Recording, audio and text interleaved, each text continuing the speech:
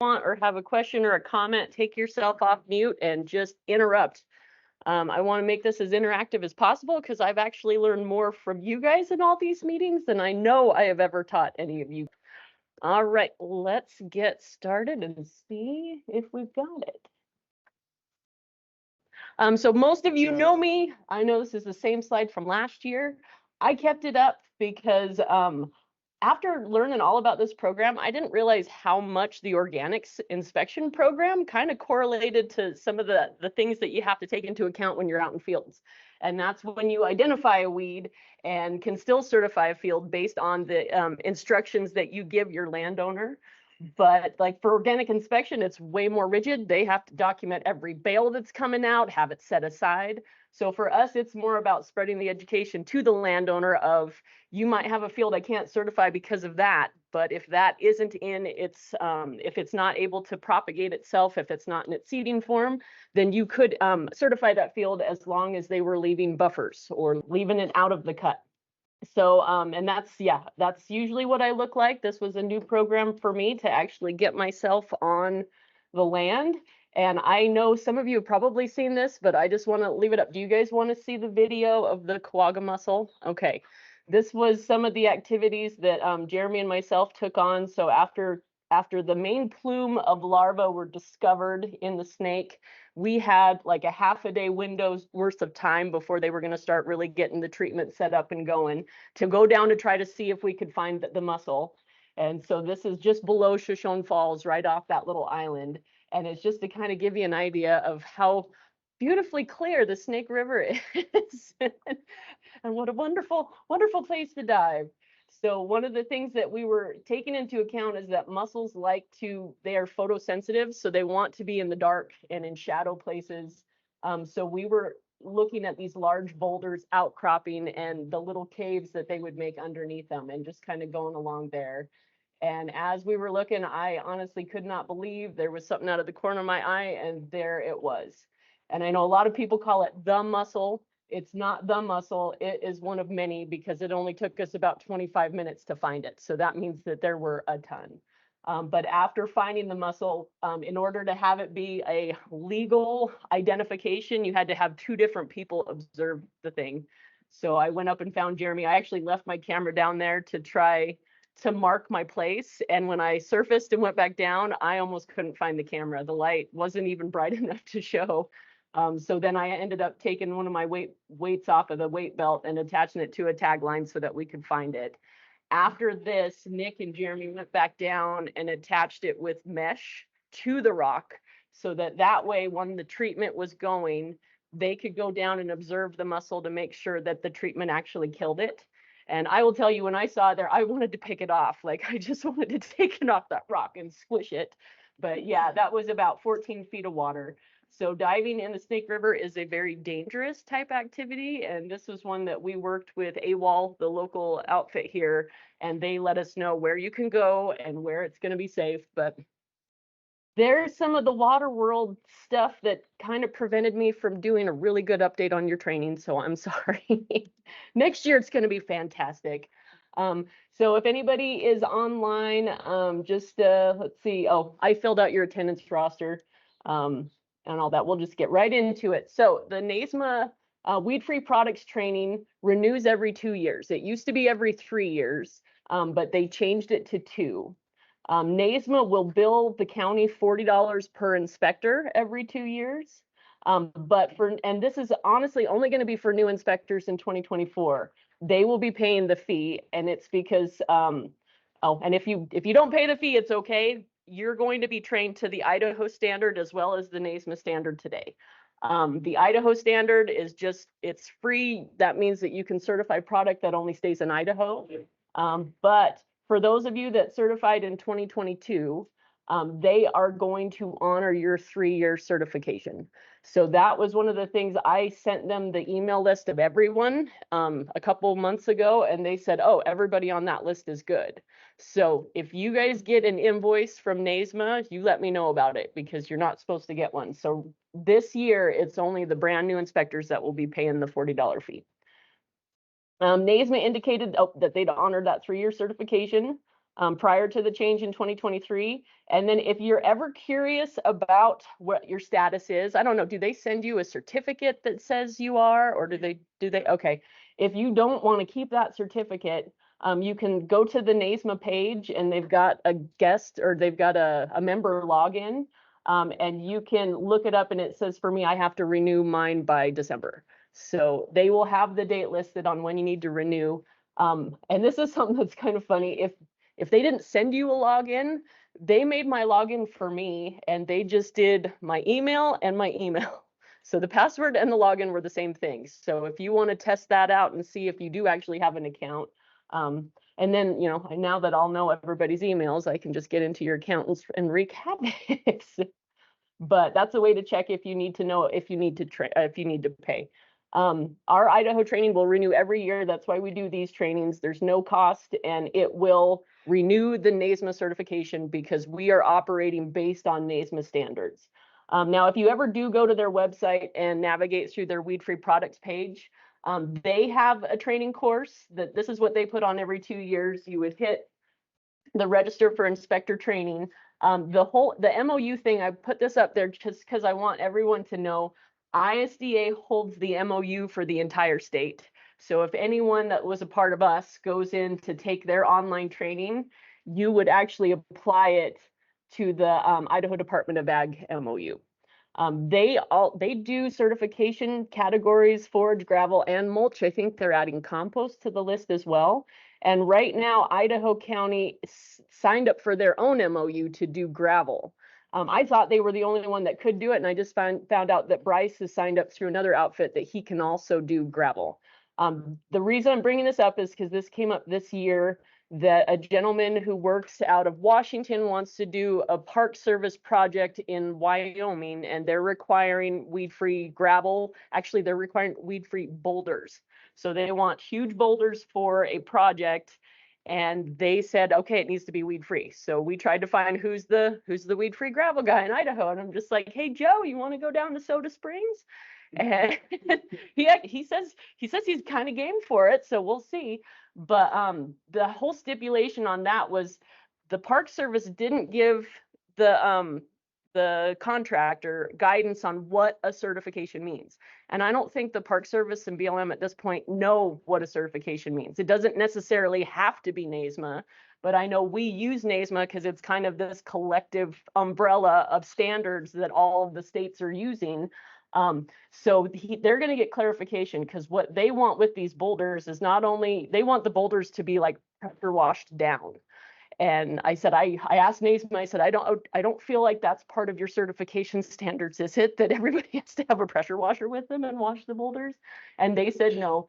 So the contractor is going to find out specific stipulations from the Park Service on how they will accept these boulders. But the reason I'm putting this up here is if you as a county want to be able to certify gravel on your own through NASMA, you can sign up for your own MOU and take their training course and be able to certify gravel. And I remember years back, they tried to add gravel, right? And so is that something that should be like revisited? It kind of sounded to me as though the people who didn't want it maybe didn't understand what it was for, but So yeah. the problem we had with that whole deal there was it would come down to weed seed. Okay. So when we were doing our certifications, we would say visually, Gotcha. no plant life, but we know there's weed seed there we couldn't see. So at least we set out to see that. Okay. And that's where, I mean, have any of you been asked to go to a gravel pit in your area and just certify and make a statement? Yeah. Would you do that? Okay. And is that, I mean, that's in the past. I've done that recently. Okay. Because that's what we're trying to figure out guidance for this other individual. Like, can he reach out to the weed soups in that area? They can just come out and visually say, we don't see weeds, but it wouldn't be to a quote unquote standard. So we're just trying to figure out what Park Service will accept. But honestly, I don't think that they even know. I think they've got a box they've got to check, and they don't know how to check the box. So anyway, that's up there. If people want to do that in their county, there is an option to do so. So this is just a snapshot of the laws, and it's just kind of highlighting the requirements for us and what we go through every year. So we're going to do inspection techniques.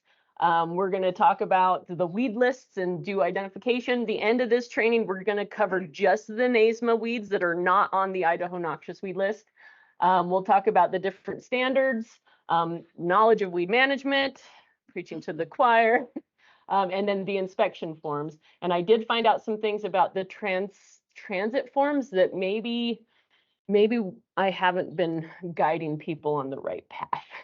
So NASMA is the North American Invasive Species Management Association. They're a volunteer network of professionals that protect North America's lands from invasive species. Their program is called the Weed Free Products Program, and they are the ones that set the minimum requirements for participation in the various states and what we do. There right now are 26 states that are participating, and this is the current distribution of the states that do participate. And I honestly thought that Oregon and Utah were in, like at some point. So this is, I know, which means, I was trying to reach out to find someone in Utah that maybe would go across the border and inspect in Soda Springs, but they did not have anyone. So ISDA started certifying noxious weed free hay and forage in 1997, which I didn't realize it was that long ago. And it was in 2007 that they finally incorporated it by reference into the rules. And that is basically, we're saying we are following NASMA guidelines. So that's why we are doing trainings based on NASMA and our own Idaho. We did have amendments to the MOU that we signed up with them. So it was more, we told them we're going to do annual trainings. We told them that we would incorporate their standards into our law.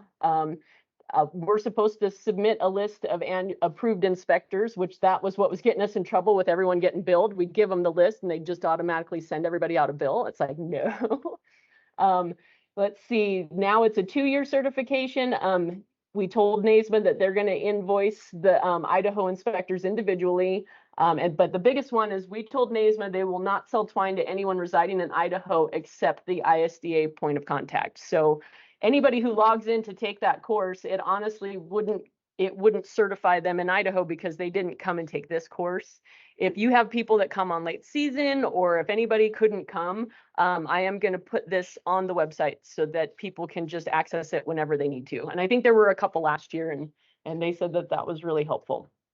All right, so in 1996, the Forest Service did their weed-free hay order, and that kind of, in 97 was when we started.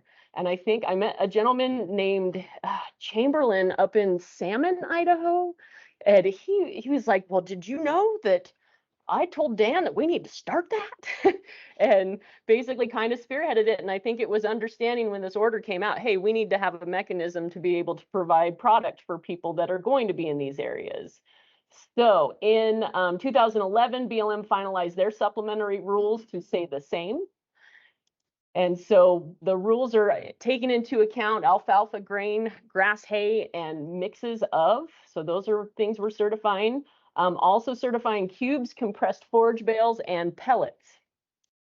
It's important that we certify these because of where they're used. And if you have pack animals and are in the backcountry and put feed down, if they're not eating anything, or if there's weed seeds in any of those, that could be a means for leaving noxious weeds to flourish in areas that they wouldn't otherwise get to. And then if any of the weed seeds actually make it through the stomach, it could also be deposited in the poop. And I am just so excited to have a presentation where I get to put a picture of poop on the big screen. I mean, you don't get to do that very often. So another thing that's important to understand that is if seeds don't break down all the way, they also need to be feeding their animals up to 48 hours prior to entering these areas of weed-free product. And I think that those are some of the questions that if someone does get stopped out there by a Forest Service or BLM individual, these might be some of the questions that they start to ask. And so the reason I think it's important to bring up is that as you're having conversations with growers, which I mean, are you actually having conversations with the grower? Or is it usually like a crop manager and maybe you don't even know if the information is going to get back to the head cheese? Is it? Okay.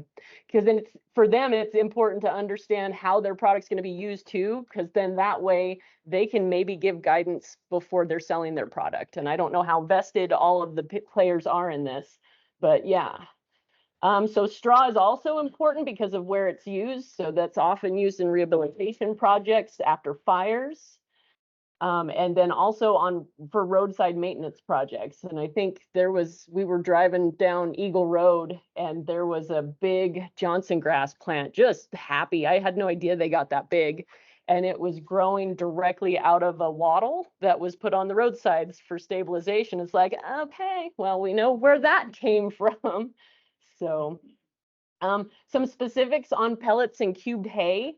With pellets, if you were to certify pellets, you would have to have it taken to a test and they would have to analyze it. And even with that sort of a test, they're only going to be taking a small portion of it and testing it.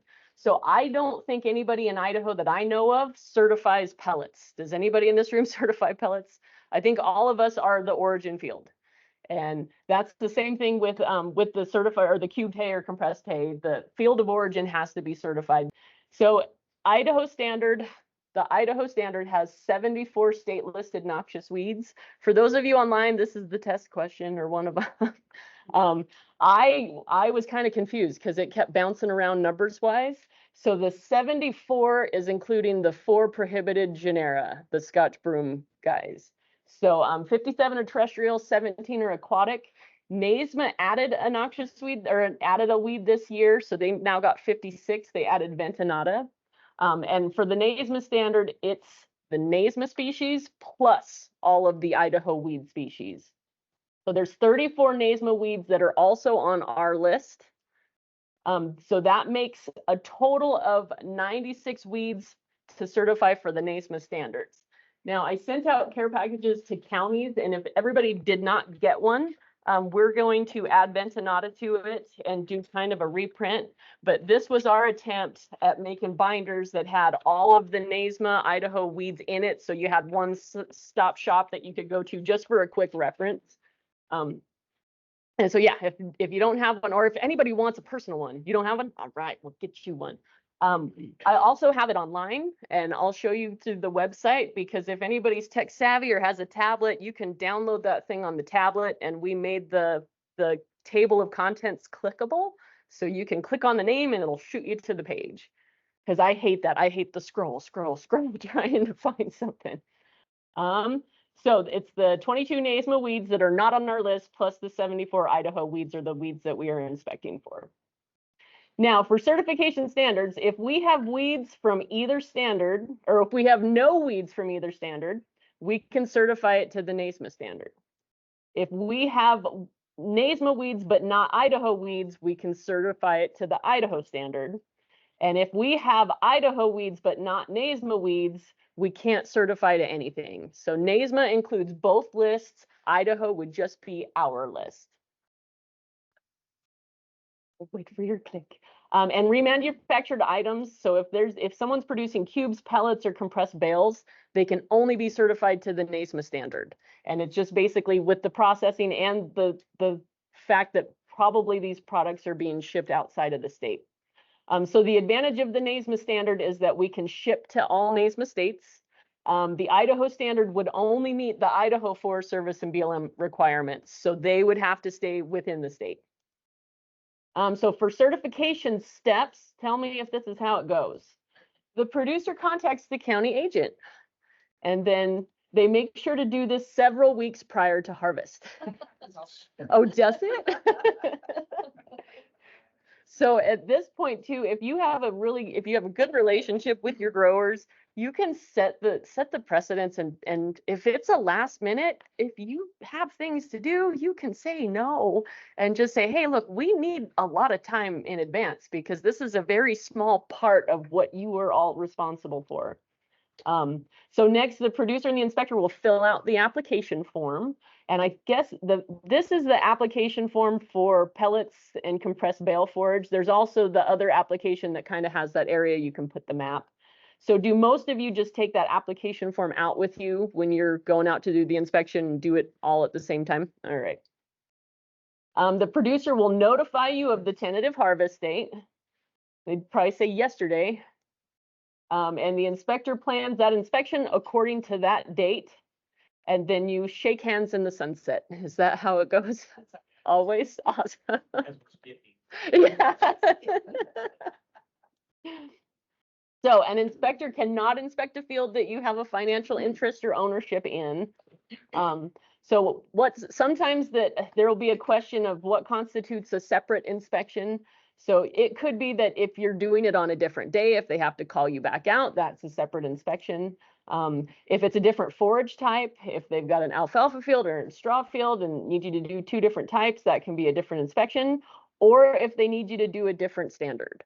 So that would be if you had to split up a field and one was to the Idaho and one was to the NASMA. And I know a lot of you, like you guys, it's like the CWMAs. You have your own style. You can continue to do your own style. I just want you to know what you can do to make it cost effective for your time, especially if you're getting these last minute requests all the time, because that's got to be tough. With field inspections, the inspections must be conducted in the field of origin within 10 days prior to cutting or harvesting. Fields must be re-inspected if circumstances prevent it and prevent them from harvesting within that 10 days. Has anybody ever, and I am not requiring the checkup stuff, has anybody gone back out and identified that someone didn't? Terry has. How was that conversation? Oh, really? Yeah, Okay. they had some grass fields inspected, and rain, they couldn't get to them. They called me back and said, hey, we need to have that relooked at, and it had been like 2 weeks. Okay, well, that's awesome. Okay. And I think that's just about giving the grower as much education on this program as possible. And I think I do have pamphlets. I'm gonna get more generated, but I kind of wanted everybody to take a look at them and maybe study through them a bit to see, is there information, if there's information in it that should change, because this could be the thing that you hand off to give them information. So if there's specific information based on questions you get that you'd like to see in there, we can definitely change those things around. All right, the certification inspection may be performed on an entire field or a portion of the field. So, but if you are going to leave a portion out, it has to be clearly marked and identified prior to the inspection. And leaving a portion out would be if you found a noxious weed.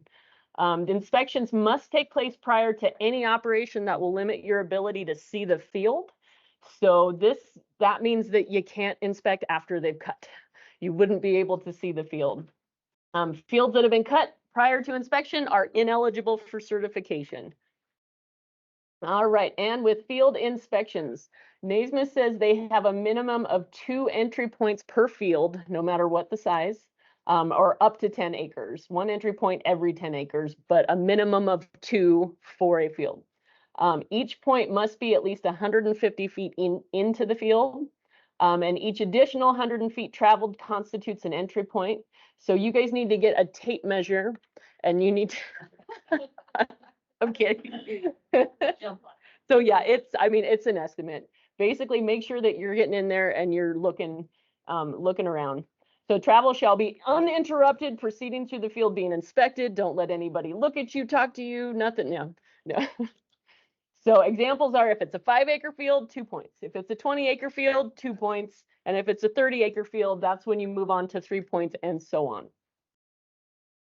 So the entire field border must also be physically inspected. Now, one of the things Mr. Chamberlain told me that he does every year, he's like, well, I just gas up my 4-wheeler and I leave it out there so the inspector can hop on it and go. Do you guys have relationships like that with your growers? I was gonna say, man, I might have to do a whole outreach program for the growers. I wonder if there's a way I can reach them. It's like, you be nice to your inspectors. Let's see, the inspection must include all ditches, fence rows, roads, easements, rights of ways, buffer zones, and anything surrounding the field. And these are the obvious places you already checked because we know that's where noxious weeds or any weeds love to grow. So these are examples of just some of the search or the survey grids that you could take. So we've got the zigzag approach with a line all the way around. I think the center one, somebody was having a little too many beers at the bar the night before. And actually, the last training I was at, they said, "Oh, that's Terry's line." That was Joe. You can thank Joe for that one. And then also for a circular, just these are different examples. It doesn't mean this is how you have to do it. It's just things that you could think about. So just remember, every 150 feet, you have an entry point, a minimum of 2 per field, and 1 entry point every 10 acres. So also know that the wheel tracks and stack yards should be inspected as well, because it does no good to have weeds growing in the area where the bales are being stacked. And so, yep, just make sure that you are, I mean, we can't go anywhere without seeing bad plants, so it's not really that hard. They jump out at you. With certified, so you can certify a field that has a prohibited weed if you make sure that it's treated to prevent the noxious weed seed or other propagule from being viable. If it's treated no later than the rosette to bud stage or the boot stage for grass species prior to cutting or harvesting. And the treatment methods can include burning, mowing, cutting, roguing, mechanical methods, or chemicals. Has anyone in here had, like, if you didn't certify a field and you told the landowner what they needed to do to take care of, did they take care of it so that you could certify them after the fact? Did they? Awesome. And so that's where I think it's always just stressed, like, just have that relationship, make sure whoever you're talking to understands, like, hey, maybe I can certify it now, but I'm not going to be able to in a week or so because of the growth stage that you have. So what to do if you find a prohibited weed? The first, you determine what stage it's in. Ask yourself, can it still be treated? Understand if it's a single plant or if it's widespread or just in one area. And ask, can it be pulled? Can that section be marked off and left out for cutting? So, and I think a lot of you probably, if you find one weed, you just pull it yourself, right? And so they say just make sure that you indicate that on probably your inspection certificate, but then also show the land manager or grower what you pulled, what they need to be looking out for. If the weeds are past the bud or boot stage, the field cannot be certified. And yeah, hopefully, have people been angry when you've told them you can't certify them, or are they pretty understanding? Yeah. Called neighboring county to go. Oh, really? Yeah. Huh. That was a long time ago. Wow. Well, I'll show Terry. Yeah, We're gonna get the other Terry to come out. Oh, Reed Smith, he went and looked. Okay. No way. Then the guy Wow. called me. I went and looked at it. I said, no way. And yeah. So, And they called the commissioner. oh gosh. It's a tattle game, isn't it? All right, be sure to educate the grower on a treatment plan. I'm sure that you do, and encourage the grower to reach out to yourselves or a crop advisor for treatment options. So get the grower involved from the very beginning. Let them know what you're going to be inspecting for. Invite them to come along. Use it as an educational opportunity. Give them advice on weed ID and control. And then if the field does not pass or you find weeds, communicate that to the grower so that they understand.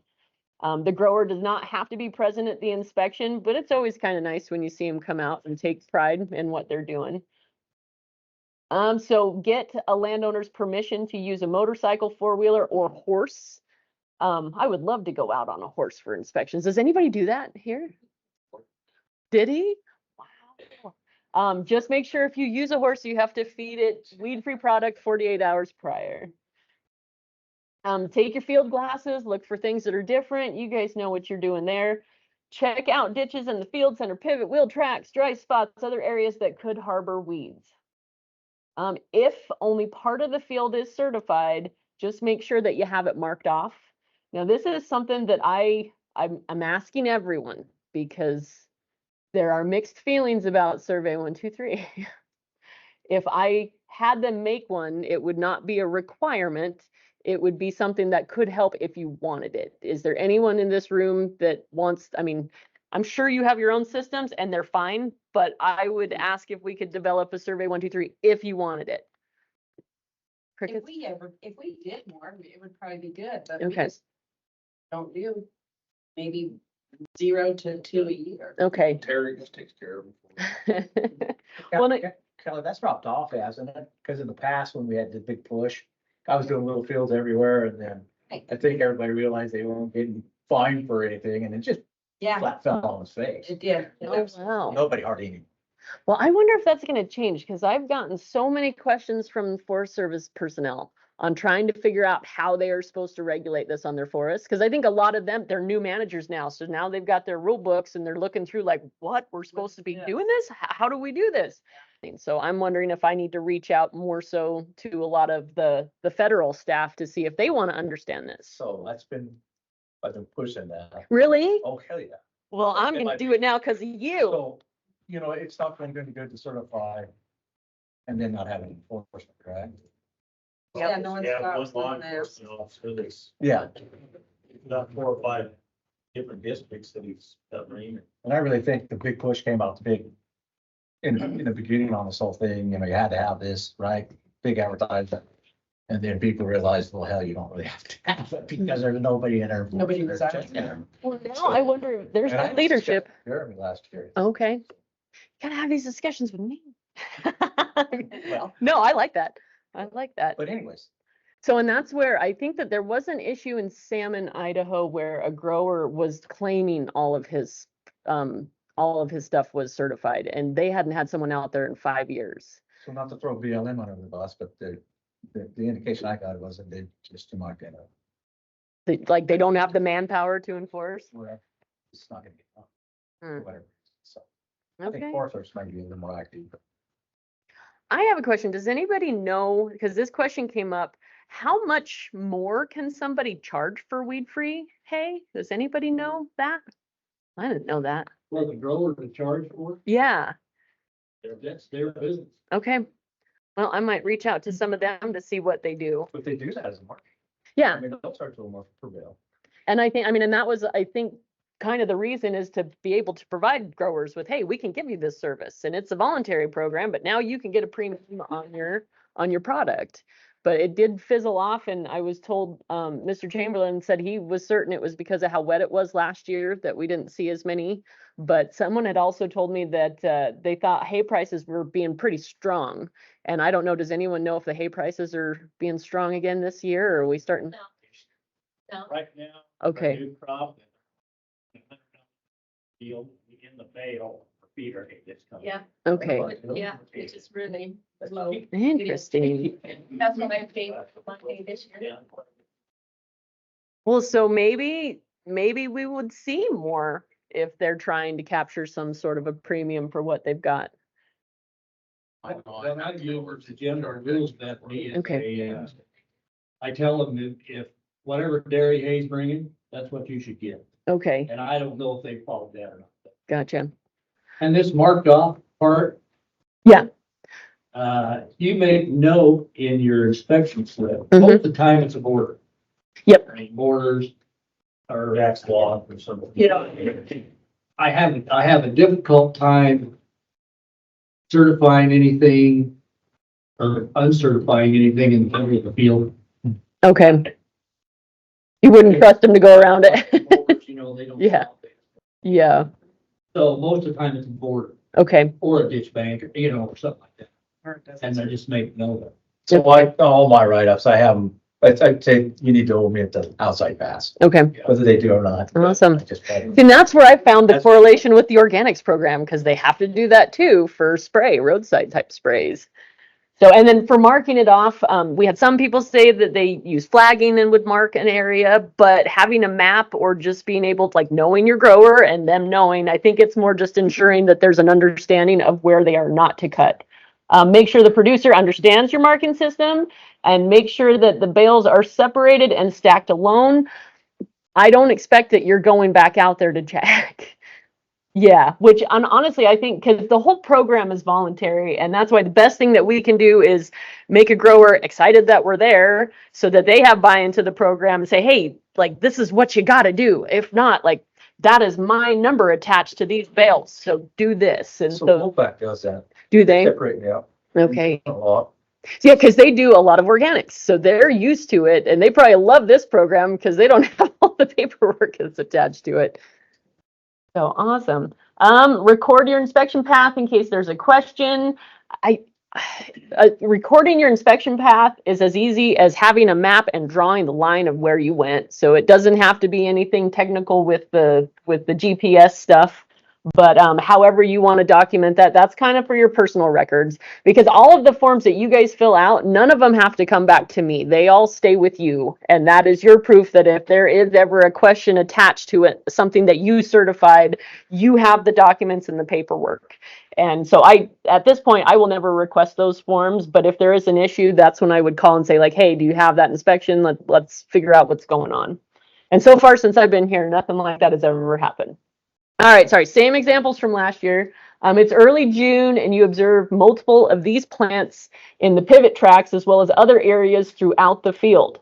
It's a Canada thistle in its pre-bud stage. Oh, I was supposed to ask, would you certify? Yes, you can certify because it is not in a spot where it's going to propagate itself. It's not in the vegetative stage, but let them know that by the next time you come out, they most likely will. So unless they do some sort of a treatment, the field will likely not pass inspection. Give suggestions on the control methods. So you go to another field and observe the same plants widespread throughout the field, this time in bloom. Certify or no? It's no. Inform the grower why the field does not pass. And always, these are the notes that you write down on your inspection certificate. Give suggestions and control methods. All right, this one, you pull up to a field and you notice these plants. You know that they are not you know that they are a grass, but not sure what kind. It's kind of hard to see, but it's the light wisps that are right there in the center. You identify it as an oat. However, you need to determine if it's a wild oat or a domestic oat. And the wild oat is on the NASMA list, and we'll go over those towards the end of this presentation. Upon further inspection, you notice the plant has a clockwise leaf twist and drooping panicles. You find less mature plants and dig up the seeds still attached to the roots, because I know that's what you guys do every time you see a grass. You're like, I'm going to dig up those roots and see if there's still a seed on it, right? Then, of course, then you notice the leaf blade has hairs, which is an attribute of wild oat and not a domestic oat. So there are kind of fuzzy hairs in this image. So at this growth stage, oh, the bullet came up. It's past the boot stage and widespread throughout the field. Would you certify this field to the Idaho standard? Yeah, it's not on our list, so that product can stay within Idaho. Would you certify it to the NASMA standard? No, because it is on their prohibited weed list and it's past the boot stage. So question for anybody who knows grass better than me, is the boot stage, is that like the rosette stage for a forb, but the boot stage is for the grass? I don't know grasses. Just prior to setting feed. Yeah. Okay, so it's kind of bolted up, but it's not, okay. And I did put in some slides on grasses so that as the identification is happening with all those words that no one ever uses in normal language at any time, that hopefully we can have those identified. Twine cannot be used, only Idaho bale tags. The twine that we provide is only for NASMA products. So anything that is only going to Idaho has to have a bale tag. So certify or not, what if it is just in the wheeled tracks? And this one, I say yes or no. And I would say this is based on the trust you have with your grower and the quality that they're going to ensure and what they're going to swath and cut and bale. So, Comment about that. yeah, let's hear it. I used to certify fields that not that bad, but had some in there. I've stopped doing that Okay. simply because by going back and looking to see how they cut. I mean, these new swathers are running 25 miles an hour Wow. and they don't look for that stuff at all. So I guess in those situations, you need to flag it, but who's going to flag that whole thing? Like, no. You know, and most of the time, at least the grower I deal with, they know that. Okay. They know it's there. They'll tell you before you get there. Gotcha. Well, and it could be that you could certify just one portion of it on either side, but not the whole thing. But I think And it George may Hamilton not said, be- You know, it may not be in every track, okay, so you can separate it that way by your wheel tracks. You know, I mean, it's difficult.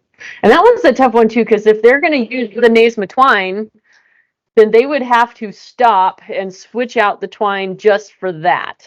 And that was where it's like, so would they? Would you? I probably wouldn't want to. So, but this basically the answer to this question is your answer because you understand what the grower will and will not do. And it's okay to do whatever you choose as long as they understand their responsibilities. So ensure the grower is clear on which areas to leave out using flagging or markers or letting them know. All right, field bindweed. At this plant stage and widespread, will you certify the field to the Idaho standard? No. Will you certify it to the NASMA standard? Awesome, because it's actually on their list too. So it doesn't, or NASMA is all the Idahos as well, but that one is on their list as well. Oh, what was that? Oh, I went backwards. Okay, if it was only on the perimeter of the field and it was prior to the bud stage, tell the grower that you could certify if they made 1 to 2 swaths around the perimeter and not certify those bales and to control it immediately so it does not spread into the field.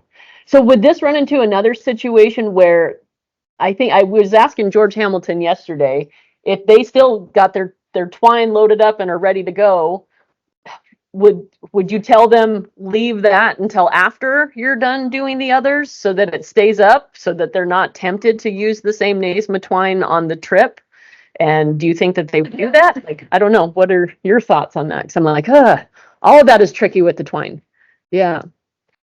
So it's based on, you're the inspector, you've got your eyes on the situation, so gauge it, and it is completely okay if you tell someone no based on those concerns. All right, during your investigation or inspection, you observe a handful of these plants growing in the harvestable area, but they're still in the rosette phase. What's this one? Hound's tongue.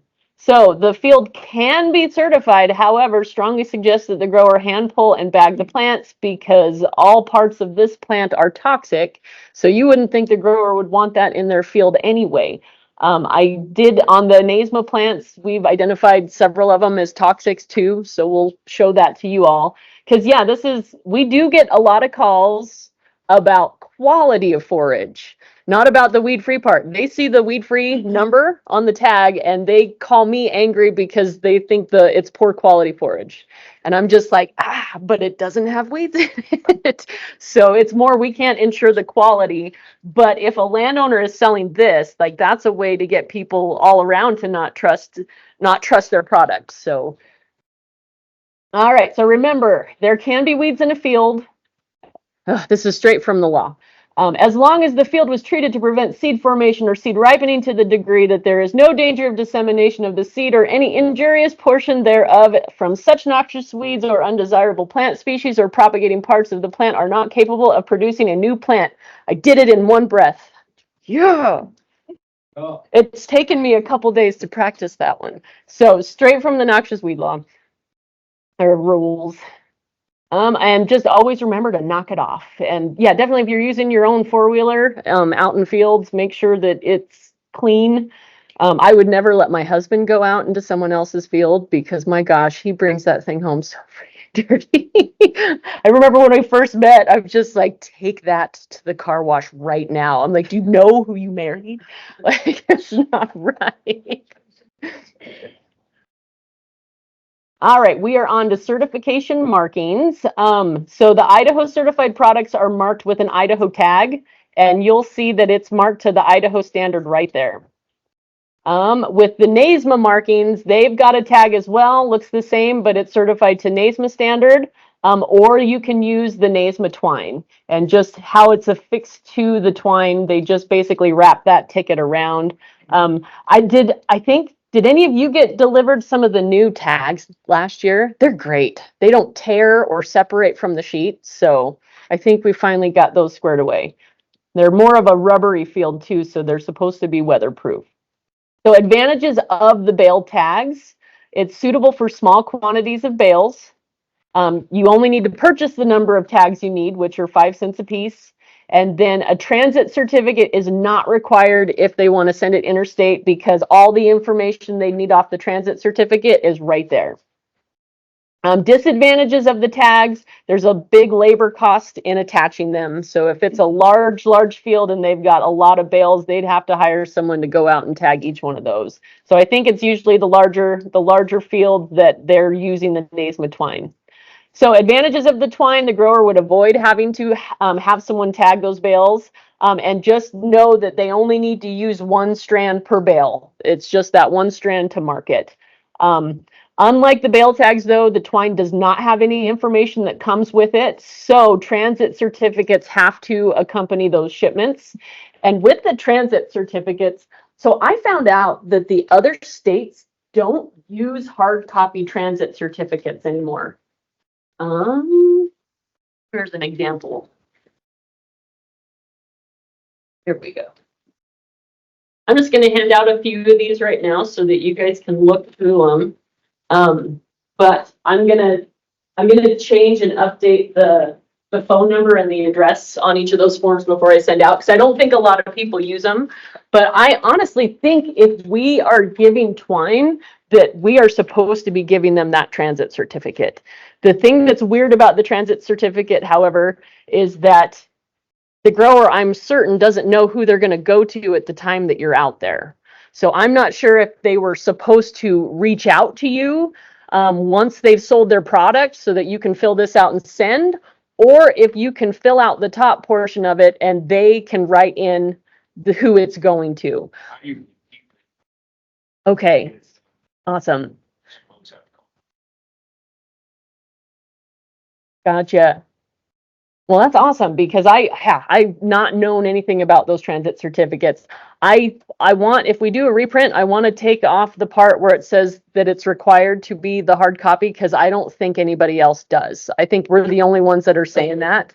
And that way it could be as easy as filling out the form and emailing it to them, and then they can distribute it to whoever they need to. So I'm going to do some investigation on that to find out what the other states are doing. Because yeah, I would love it if we didn't have to do that. Let's see. Twine update. A long time ago, we switched to Boise BSU colors.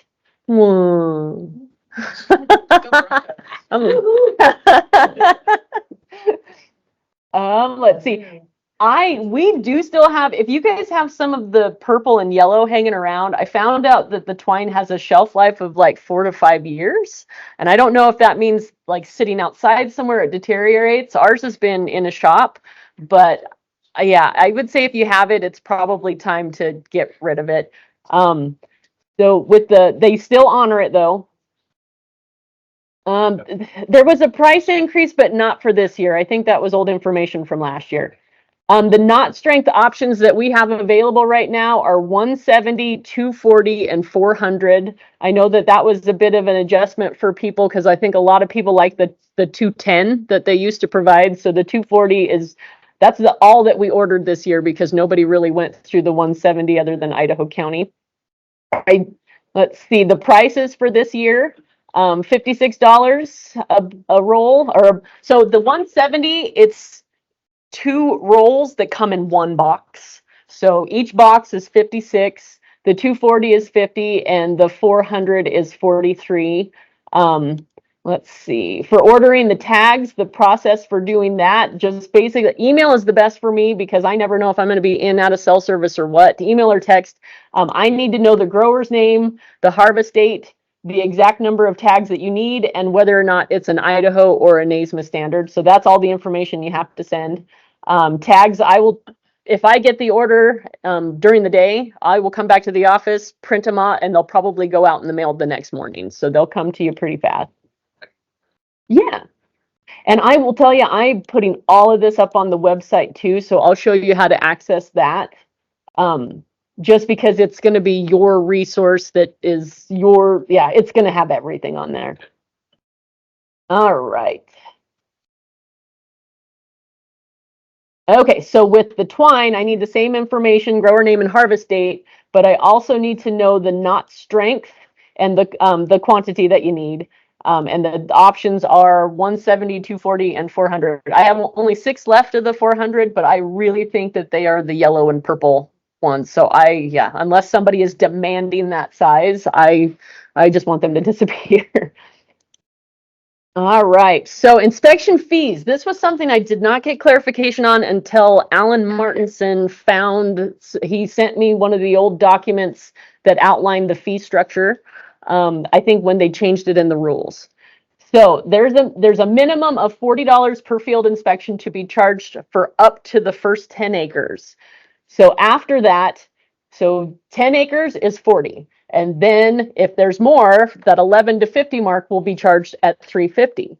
And then if there's more, that'll be charged at 3 and at 2. And I set up some examples to kind of make that visual because I didn't really understand. Now, this is something a lot of inspectors are not doing it because they've had growers they've been going to for years. They're like, I don't want to charge them an extra $40, but that fee was there for you guys to help recoup the costs of just doing the service you're providing. So you can do a 1 year or a $40 a year overhead costs. The way I would do it if it was me, I would just say this is the application fee.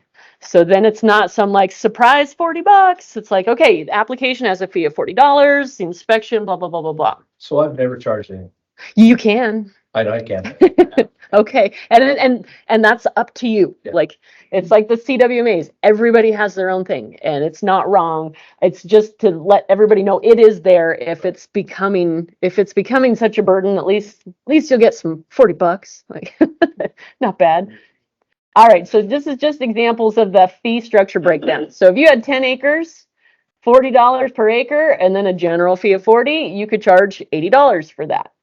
If you had 25 acres, $40 for up to 10, the rest of the acres would be charged at $350, and then your $40 fee, and it would be $32.50. And I'm just going to click through all of them because it's the same concept. And I also put an image of this slide up on the website so that if you have some issue or if you want to just use it as an example. So, I'll go back one more time if anybody wants the full photo. Okay, monthly reports. I hate this slide. I've always hated this slide. I hate monthly reports. Do you guys hate monthly reports? So this is how we're going to redo the monthly reports. So please submit a monthly report if you or your county had a large volume of inspections that month. Terry, I'm talking to you. I think that the reason they were doing it was to try to capture that information so it didn't get lost and bog people down at the end of the year. But I do not check these things until November. So I don't need you to get them to me monthly. I will probably still send out reminder emails, but don't feel like, oh gosh, I didn't get that done. It's okay. I am not worried. So use the template that we're going to provide you. It's going to be the same spreadsheet, which those spreadsheets are just all of everything on your inspection form is what you fill into that spreadsheet. So you have the information with you as long as you have your inspection certificate. End of the month is perfect. If you don't get it in the end of the month, it's okay. For the final report, so say if you had one inspection all year, if you want to just, as soon as you do that, send it in, hey, this is probably my final, I got it. Like, I'll put it down. Please submit as soon as you know you're done. Check for accuracy, ensure that they match up. We'll see, and that's ensure they match up to the monthly reports. No, I don't care about monthly reports. Please use the template that's emailed. So I will email you the spreadsheet, but it's also going to be on your inspector page on the website. So you can always have access to it. This is what the form looks like. So all of the information just in a straight line across. If I do have the time, I wanted to try to develop some sort of an online forms type of a thing that you can type it in and it just puts it in something like this. But I don't know if I'll have time to this year. It's just a wishful thinking. So they highlighted the monthly tabs. I'm getting rid of the monthly tabs. Just stack your numbers. Like, it's more work for me to take each month and compile, so I really don't understand. So anyway, this is how they were doing it the past couple years. I'm making it go away. What's the login? I will show you. So this is your inspector page. It's in the next slide. So basically under our invasive species.idaho.gov, we have a page set up for you. So I'm going to see if I can get it to show.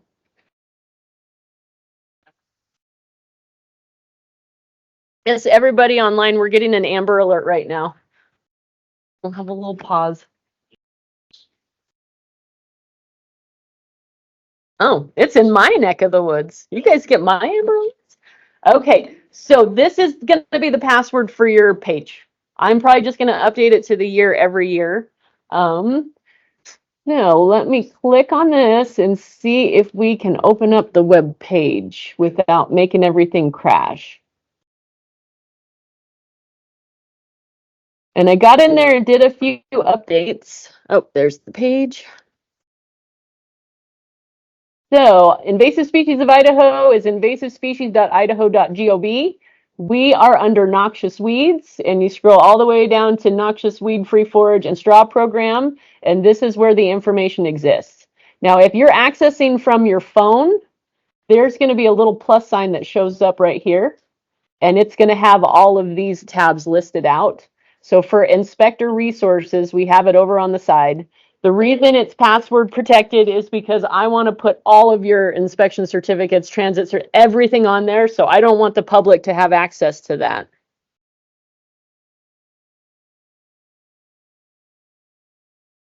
All right. So, and this I'm going to be working on over the next couple months to get more stuff on there. So we've had what's new. There wasn't that much new other than Bentonado was added this year. I'll put the update for the twine pricing and strength options. We'll update the approved inspector list.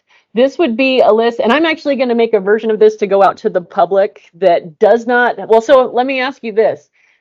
If I make a version that the public can access to see who the inspectors are in their area, do you want email and phone number or just phone number? What would be a preference there? Does it matter? Both? Okay. Okay. If you guys are good with that, I'll do it. Social security numbers, bank accounts. Let's see. The forms that we have, we've got the grower's permission to be posted on the website form is there, which I think we'll address in a little bit. The monthly report template is here. The inspection application for cubes, pellets, and bagged. Did you guys just see things bounce? Did we just have an earthquake? That's, ooh, interesting. Inspection certificates, a transit certificate, and then I just put a link in here. Contact me if you need any more forms. We've got the brochure that I handed out. There's a copy of it here. We also have a flyer that's listed, and this flyer was generated kind of to be, if it's something that you wanted to just hand out to someone if they had a question, but we can definitely personalize it to whichever county. I think we listed some noxious weeds on the back side, but if you have different weeds in your county that you're more concerned with, we just have to know. It kind of goes through the best management practices.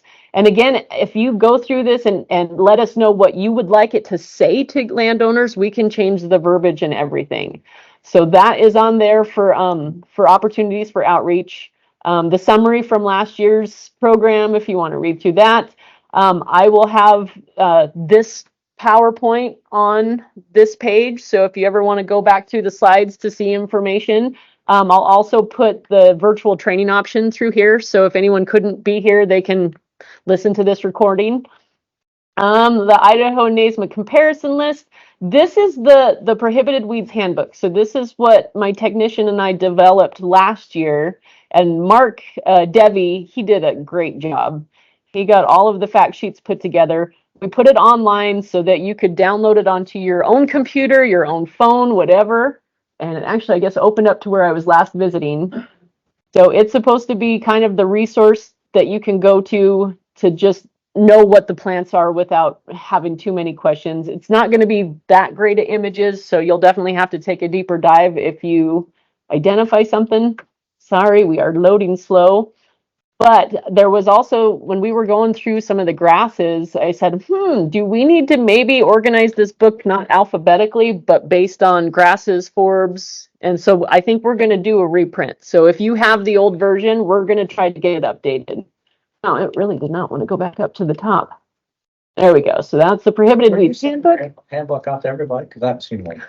You know what? Yours is still in my office because I was like, I'm going to head out there and hand deliver it. So I will get you one.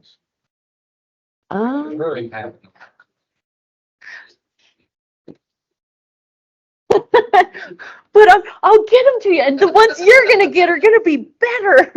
I just didn't want to waste your time.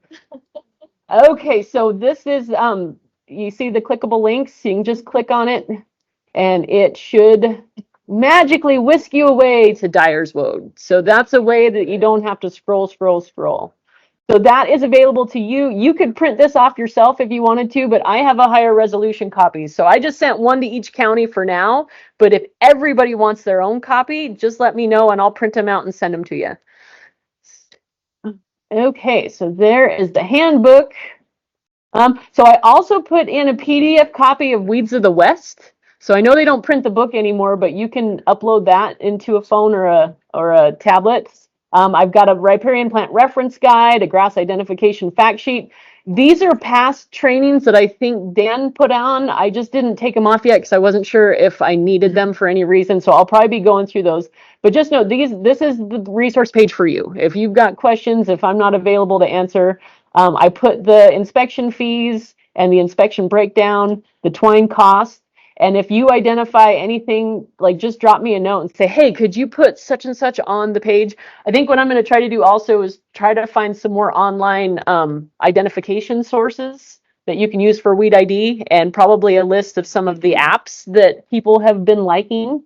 All right, so that is your tour of the website. Oh, if you want to send the public here, we have got, you come into the About section, it explains the program, questions and answers, request a field inspection. Basically on this button, we just funnel them to the county weed, no, which one? You can do that. And it'll go to the Einwax. How do you say that acronym? You guys have so many. There's so many. So it's basically just going to filter them here so that they can find somebody that's close by. If you want anything more specific, we can also update that. For the questions and answer page, this would be a good page to send someone who just has questions because it's all the questions that we could think of. And it's just basically, what's the price? What's the cost? So it breaks that information down. So if anyone is talking to you, email correspondence, I would just copy this address link and send like, hey, this is some information on the program. Let us know if you're interested. And yeah, I am hoping to possibly add a portion here of request, grower permission requests, so that if the grower wants their stuff on the website and you're not around, they can just fill the information into me and I can put them on the website. So that's going to hopefully be in the works soon. All right. So there's your inspector page. Forms. This is the last portion until we take a break and then start doing ID. You've got application forms. You've also got application forms for pellets and cubes, which most people don't use. Terry, you use those, right? Yes. Okay. And certification forms and then the transit forms. Those are the main forms. So you're not required to use the carbon copy. I still have all the carbon copies because I get it. If you want to leave them a copy and keep a copy, it's nice to have it all done. If you do run into a situation where you run out of forms, you can just print off a copy of this online. And then for your records, taking a picture of what you hand off to them is just fine.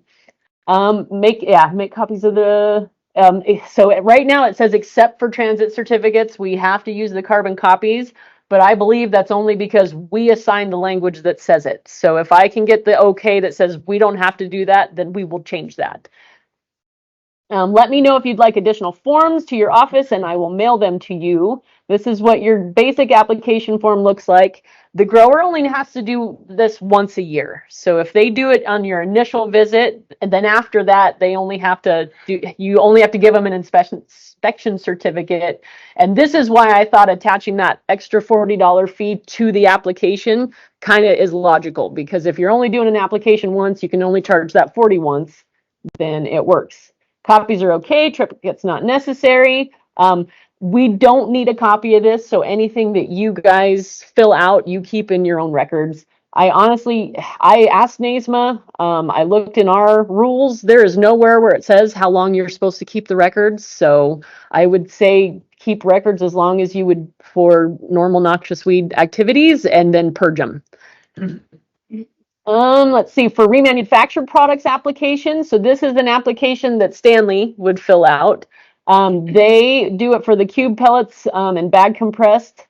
If there are if you are Terry and do these, read the application. So if you do need one of these, it's got a great description of what your expectation is and what the grower's expectation is, or the producer. So yeah, just read through that. But right now, I think there's only 2 inspectors in the state that really use these forms. Do you? I'd be one. Look back. Okay. Do you need some of these?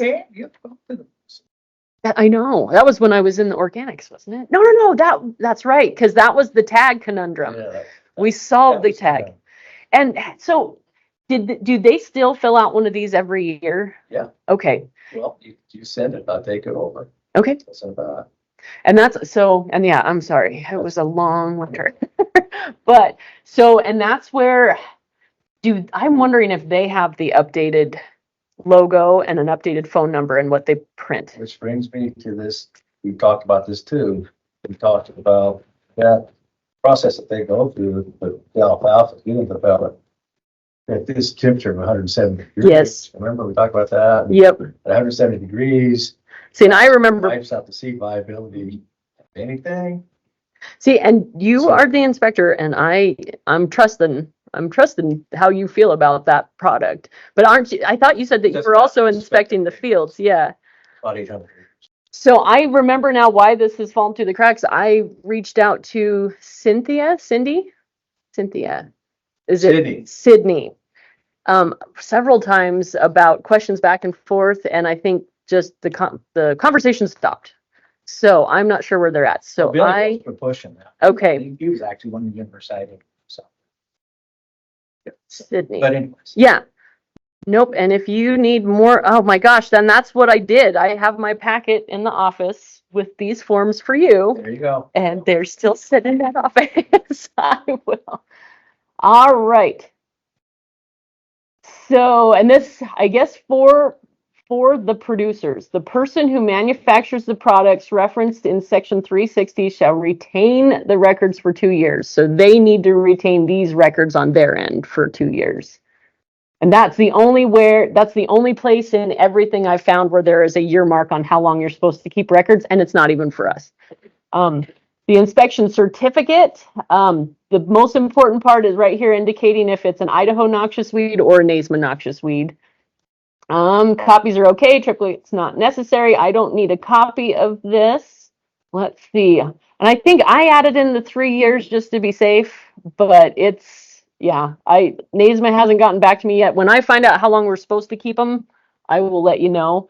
One thing I do want to point out, though, there's this line down here that says this inspection terminates 10 days from the date of inspection on this date.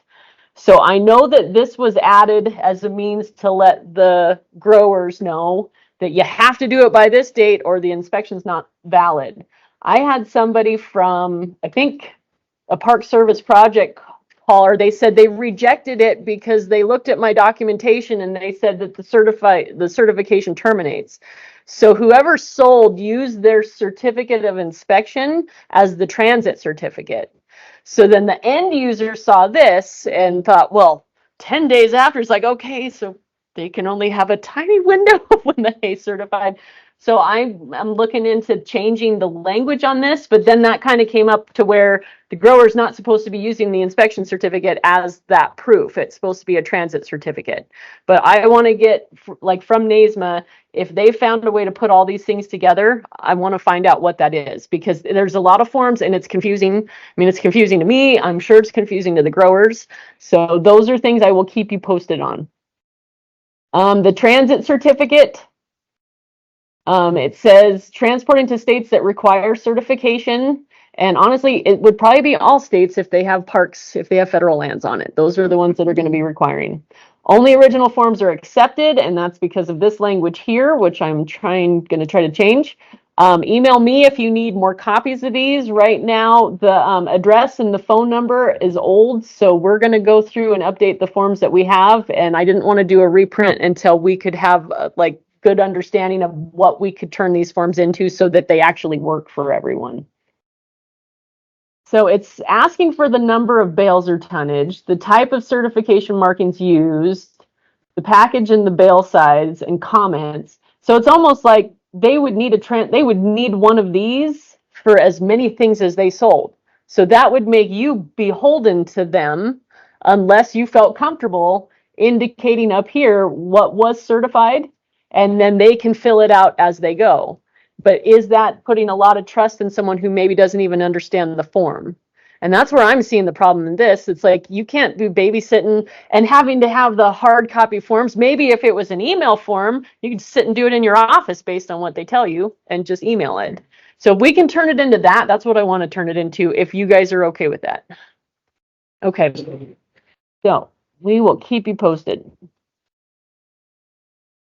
Grower permission form. So this is what you take out to growers if they want to have their name highlighted on the website so someone can find them for product. The information, I'm going to clear the information off the website each year because the growers in this are supposed to let us know when their product is gone, and they don't do it. So I was just going to clear it out, but then I mean, how often? So, and I want to work on a link on the website so the growers can submit this information themselves.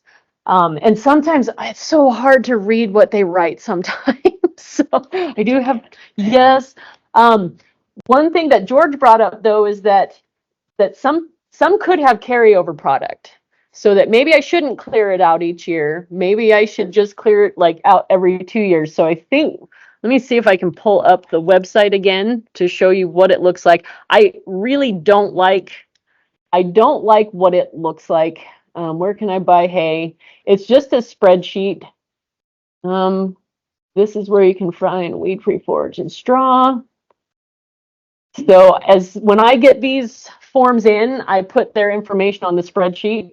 So I had 2022 and then I highlighted 2023. And I can continue doing that. I just have not had the time to call each individual person and find out if they still have product or not. But I also don't like how this shows up. I don't think it's that user friendly for people, but it does exist there.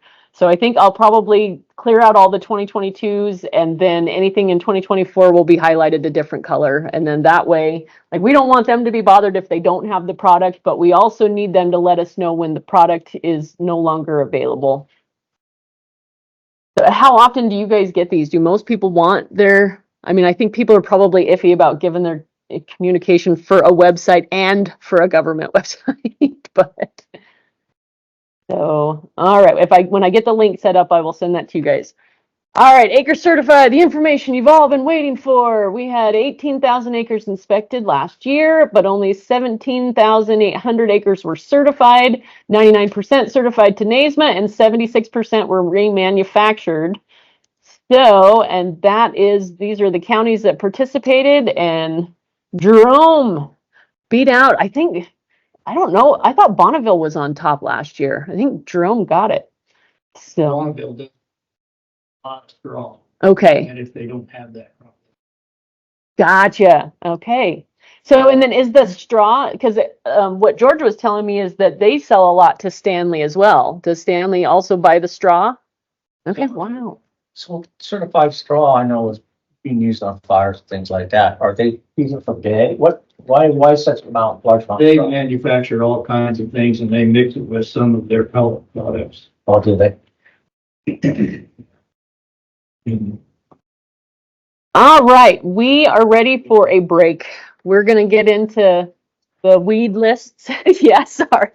And don't feel bad. You can get up whenever. I don't care. So, yep, online people, we're going to take about 5-10 minute break. So we will be back. All right. Okay, so this is just kind of the snapshot for our Idaho noxious weed list. Buffalo burr is slated to come off the list. What, in July, June? When does that happen? Pogan grass is going to go on the list. So that's, one's taken off, one is added. So we're still at the 74 weeds. With the NASMA species, we have ventinata that got added. So I'm going to switch PowerPoints and we're going to go to our plant ID. And I will tell you, last year I did for one of the spray days activities in Adams County, I made them a whole presentation that had all of the Nasma species on there. It was wonderful. It was great. I'm like, I'm going to play it for you guys. I, for the life of me, could not find that presentation. I found the agenda from when I delivered the presentation. I found my notes, but I could not find the actual one. So my technician produced this for me in a day and a half. And so we will probably be making some updates as we went, but he did a great job. So we're going to go over the 22 Nasma weeds. And I will apologize right now because I'm basically going to be reading the slides because I probably know as much about these weeds as most everybody else. So the maps that we pulled off, these are from EdMaps.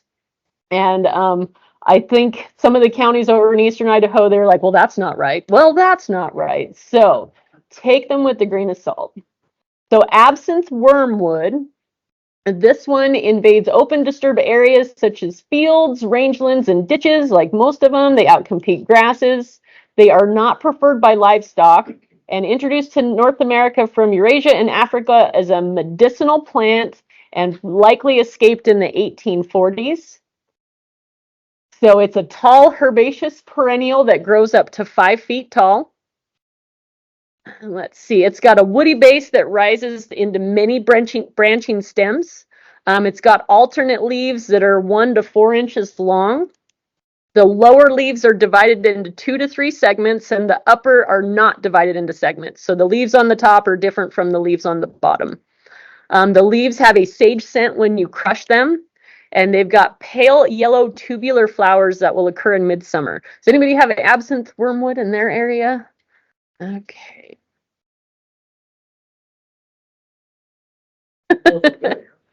Possibly. All right, Austrian field cress. Okay, this little guy. So it prefers disturbed sites. It can occupy pastures and fields. It competes with native plants for desirable forage. Native to Europe and Asia, the seeds can distribute by wind and by water, and it reproduces through seeds, creeping roots, and root stalks. So it's a perennial, and it grows 1.5 to 3 feet tall. It can spread by seeds and rhizomes. The leaves are sessile, clasping, and blue-green. So sessile just means it doesn't have a petiole, and then the clasping is kind of the wrapping around of the stalk. The leaf shape is oblong to lanceolate, so in between those two. And they have small yellow flowers that are about 1/8 inch, that have 1/8 of an inch petal size to dentate. I do not know what, oh, entire to dent, sorry, that was the wrong slide. Entire on a leaf shape means it's smooth on the edges. The dentate, is that just more of like a scallop type size? Okay. Small yellow flowers with 1/8 inch petal that form into clusters, and they have red-brown seeds. Because I know you guys have a little sieve out there and you're just, yeah.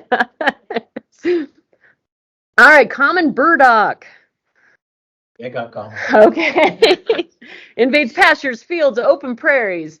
Acts as a secondary host for pathogens such as root rot and powdery mildew. The burr-type seed makes it an effective invader. The large leaves effectively outcompete desirable forage and native plants because it shades the area. They're native to Europe. The seed heads can entangle and close wildlife, livestock. Honestly, I have not come out of the water once in a wetsuit without being covered with these things. Just like, and the wetsuit is streamlined, it's smooth. I've always been shocked. Okay, with common burdock, it's an annual or a biennial, and it can grow up to 3 feet tall. The entire plant is sticky, hairy, and odorous.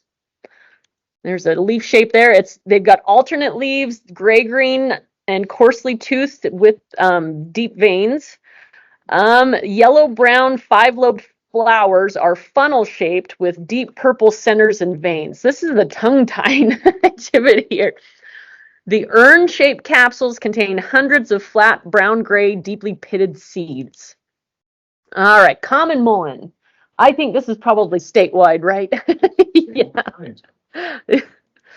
All right, abundant on roadsides, railroads, fence rows, and other open disturbed areas. Once established, it exhibits vigorous growth and threatens native plants. One plant can produce over 100,000 seeds, which will remain dormant in the soil for 100 years. And the long viability of seeds makes eradication difficult. I was shocked. I would find these over in Maui. Like, I was just like, that plant, like from my neck of the woods. And they did not, that was a noxious weed over there. They wanted them gone. Yeah, that's what I use them for. Biennial herb that forms rosettes in the first year with the thick taproot. They've got gray-green leaves that are densely hairy, ovate to lanceolate. And that is the ovate to lanceolate shape right there. The leaf size is a 1/2 inch to 1.5 inches long with 1 to 5.5 inch wide. So I will tell you one thing I did change. All of this was in, like, some were in centimeters, some were in meters, some were in feet and inches. I'm just like, I can't do this. So, in the second year, they form a tall, erect flowering stem at 1 to 6.5 feet tall. The yellow flowers arrange in dense cylindrical spinate panicles. So the panicle is that inflorescence on the top. All right, common tansy. So, and we have tansy ragwort on our list. And tansy ragwort, it has ray discs, right? Does it actually have the flower shape? And then the common tansy just has the button on top. I think I might have to look up the other one. Okay, common tansy invades pastures, hayfields, riparian areas, reduces diversity of native plants and displaces habitat. It competes with grasses and annuals and biennial herbs. It's toxic to cattle and other livestock, so that's a good reason for it to not be in a field. Is tansy ragwort poisonous as well? I'm wondering. I'll have to figure that one out. It thrives best in full sunlight and well-drained soils. All right, it's a perennial patch-forming herb that is 1 to 5 feet tall. The stems are slightly hairy and have a purplish red color. They've got deep green leaves that are 1 to 10 inches long, alternate and sessile, which again means it does not have that petiole attaching it to the stalk. The leaves are highly divided, the flowers are yellow and develop dense, flat-topped clusters on the top of the plant. I think that this one's got to be pretty distinct, especially it's like you have a daisy without the flowering portions around it. The rays, it grows creeping lateral roots, and it can be confused with tansy ragwort, which we don't want anyway, so if you see either one of them, it's not good. Common teasel, I think. Okay. Prefers pastures and roadsides, can naturalize and thrive with other plants, most likely spreads to new areas by humans as discarded floral arrangements. Yes, I'm certain my mom has several of those. Found on rangeland, riparian areas, grasslands, meadows, and disturbed sites, and the senesced plants will form a thick stand of thatch that reduce light availability. So would these ever be in a field per se, or would they be like around the edge? It's got to be around counties. Okay. I've seen it in like grass pasture. Okay. Where it's wet, Flood irrigator or something. rainy, lessons to Yeah. stuff. It's cold, it is fields, she's never. Okay. Well, that's good news. So it's an erect biennial, becomes hairless, grooved, and hollow. Grows up to 6.5 feet tall, forms a deep taproot. The rosette leaves are lanceolate to oblanceolate. The stem leaves are opposite.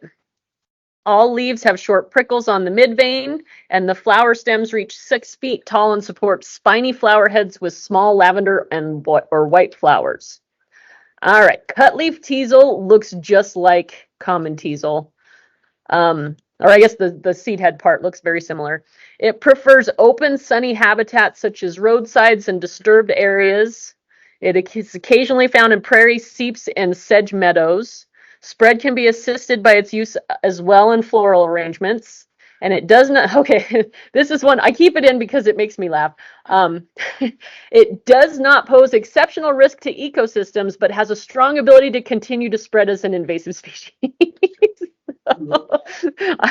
I think that it was found online. So, but yeah, no, I'll take it out at some point. It just makes me laugh.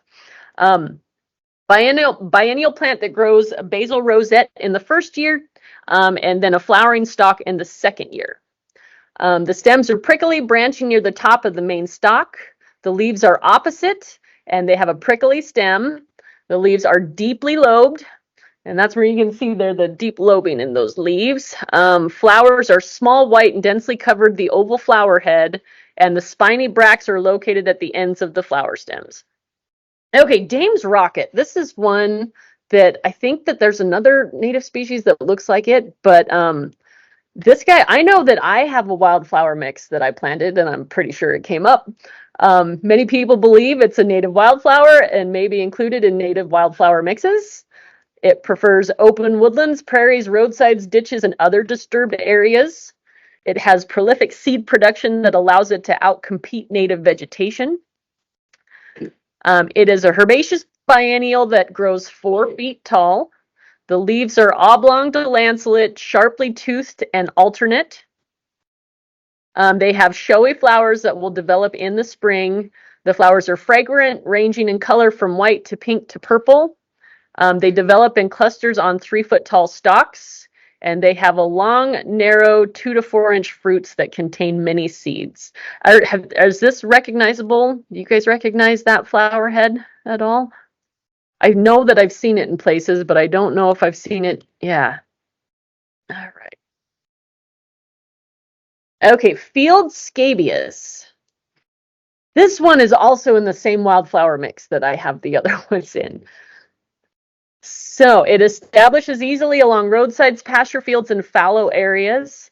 It can be found growing intentionally in gardens. It competes with pasture and range plants.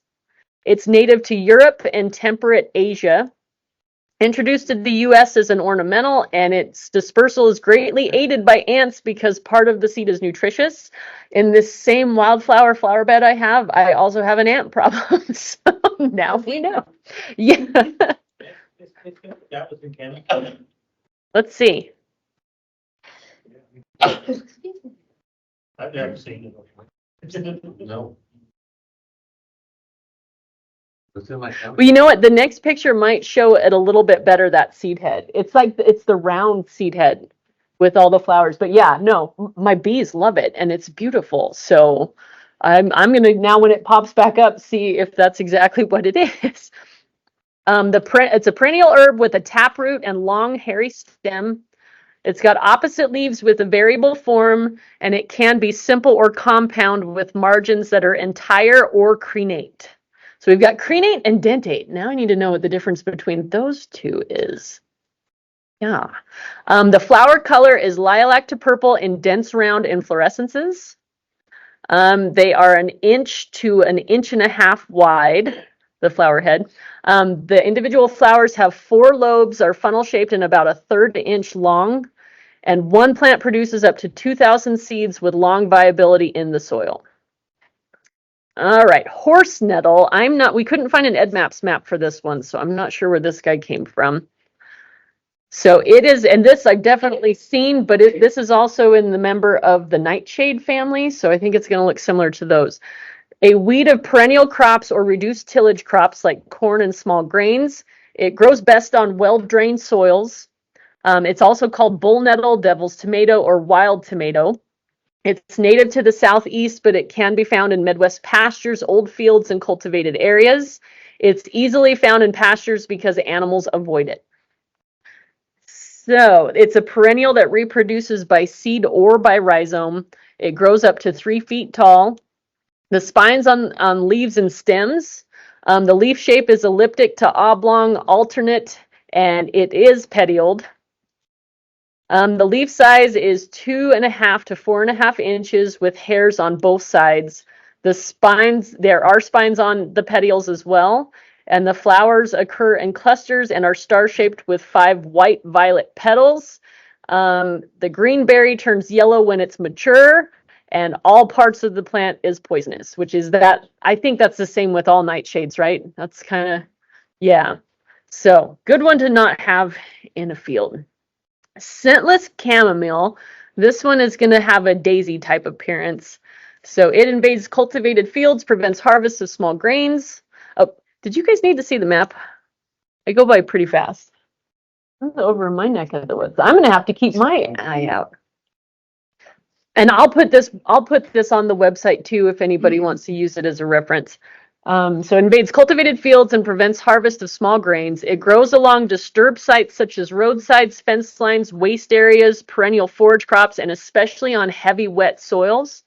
It was introduced as an ornamental, and it spreads through seed contamination, with each plant producing up to 300,000 seeds.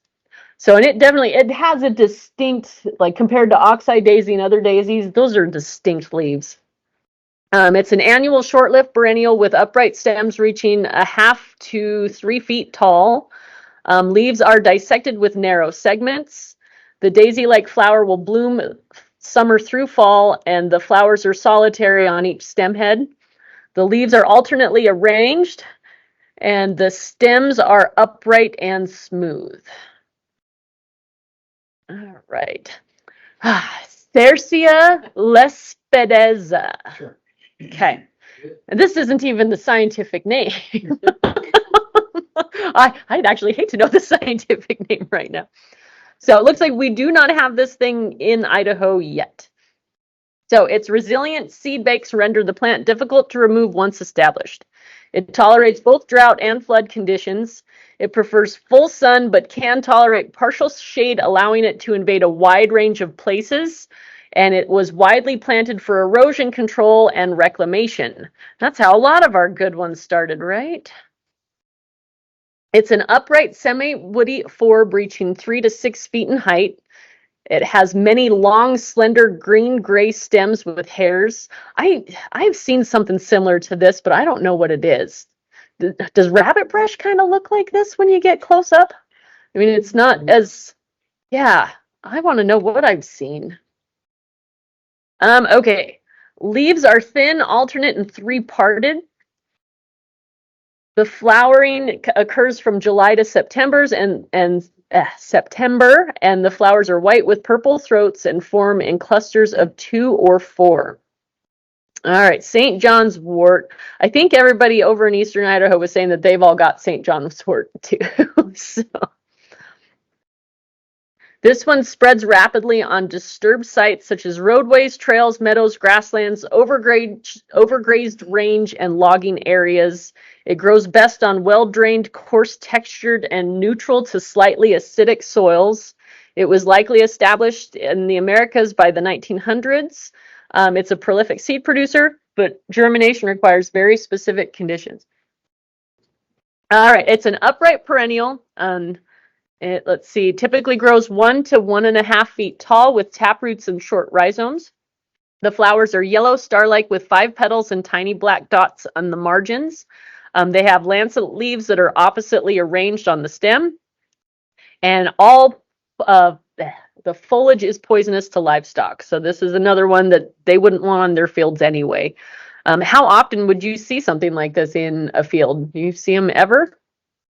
If it says it's got specific habitats it needs, I'm wondering if Once a forest on a middle fork like Atlanta, it's just filthy, okay. but I don't see it in the fields. I wonder if this would be something for up in Steve Anderson's area, up closer in the mountains there, with any of the fields that are. All right, sulfur cinquefoil. Did sulfur cinquefoil used to be on our noxious weed list? Okay, I thought so. So now it's back on our NASEMAIL list. So we know what this one looks like. It competes with native grasses and forbs in undisturbed grasslands and rangeland areas. It also invades disturbed sites such as roadsides, abandoned fields, and areas impacted by grazing. It reproduces by seed, but can spread through roots by tillage or on soil moving equipment. It's a perennial species and has a woody rootstock that reaches 1 to 3 feet tall. The flowers are found on flat top inflorescences. The stems are covered with hairs. The flowers have light yellow petals and dark yellow centers. The leaves are rough and hairy as well. And leaves have 5 to 7 palmately arranged leaflets that are 2 to 4 inches long and a half-inch wide. So that's the palmate. And so yes, we know what other plant this. Yeah, we know. Terry had to say it. So that's, I mean, that's an easy one to identify if you see it. So. That's what I've been told. Tall buttercup. So this one, wait a minute. So areas in north. All right. It's found in wet lowlands and rich woodlands, and it's a common weed in pastures, meadows, and along the roadsides. It's not common in cultivated fields. It prefers acidic, heavy, and moist soils, but can grow in wetter, sandy, gravelly terrain as well. It was introduced as an ornamental, and this one is also toxic to livestock and can cause a variety of ailments. And actually, I think Jill, who works for Idaho County, was in the training, and she said that they had a cow that died, and they narrowed it down to 3 different plants. And I think all 3 of the plants were on this training. I'm just like, interesting. And I think the vet had said it looked like the cow had developed a taste for it, and how sad. Upright perennial broadleaf. It grows from a cluster of fibrous roots. The stems are 1 to 3 feet tall, hairy, and hollow. The flowers have 5 to 7 glossy yellow petals growing 1 inch wide on long stalks.